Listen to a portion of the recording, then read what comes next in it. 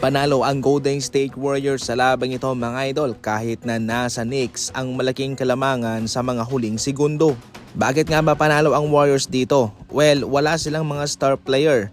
Nasa siyam na players ang wala sa kanila at yung mga naglalaro sa ngayon ay mga bench player lamang, yung mga reserba, at si Omer Yard 7 ay kanilang pinadebut pa. Pero kahit na nga ang Knicks ang mayroong malaking chance na manalo sa labang ito, sa mga unang quarter ito ay kanilang tinambakan at umabot pa nga sa 50 points ang Warriors at 35 points naman ang Knicks.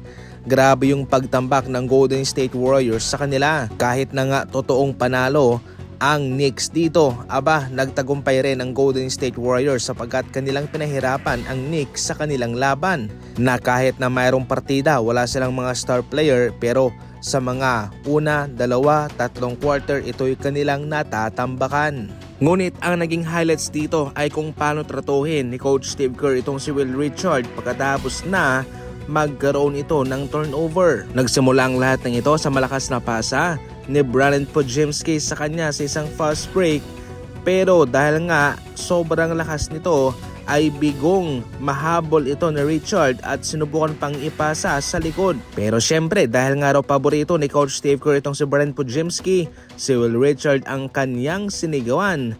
Siya ang pinagalitan. Mayroon tayong tinatawag na cause and effect. Si Podziemski ang cause, ang dahilan, at yung epekto naman doon ay yung turnover kay Will Richard. Sa madaling salita, si Podziemski ang mayroong kasalanan.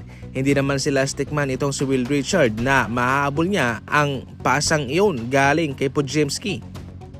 Isang magandang balita naman to para sa mga fans ng Milwaukee Bucks. Ayon kay Giannis ay hindi naman daw malubha ang kanyang sinapit na injury sa kanilang laban kontra Pacers. Dalawa ang naging injury nitong si Giannis. Una yung kanyang ankle at pangalawa ay na hyperextended niya ang kanyang tuhod. Hindi naman daw to mangailangan ng imaging mga idol at positibo na ito'y gagaling lang.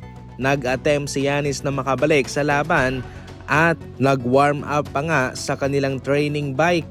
Kaso hindi na talaga siya fully pinabalik pa. Natalo po nila ang Pacers sa labang iyon despite na wala si Giannis. Samantala, nagpakatotoo lang itong si Jeff Teague para sa kalagayan ngayon ng Rockets, especially sa playoff. Ngayon sa regular standing malakas sila, pero ayon pa mismo kay Jeff Teague, kung papasok man sa playoff ang Rockets, siguradong delikado ang kanilang kalagayan. Ayon pa sa kanya, mayroon siyang paniniwala kay Kevin Durant, pero sa mga kasama nito sa Rockets ay wala siyang tiwala. Malakas lang daw ang Rockets kung mayroong malaking game itong si Kevin Durant, kung siya'y pumupuntos ng malaki, pero kung wala, sila'y natatalo. Maliban kasi Kevin Durant ay wala silang pangalawang contributor sa score. Nandiyan naman si Sengun, pero kulang pa rin daw yan. Kaya ayon mismo kay Jeff Teague ay delikado pa ang Rockets sa playoff despite na malakas sila ngayon sa regular season.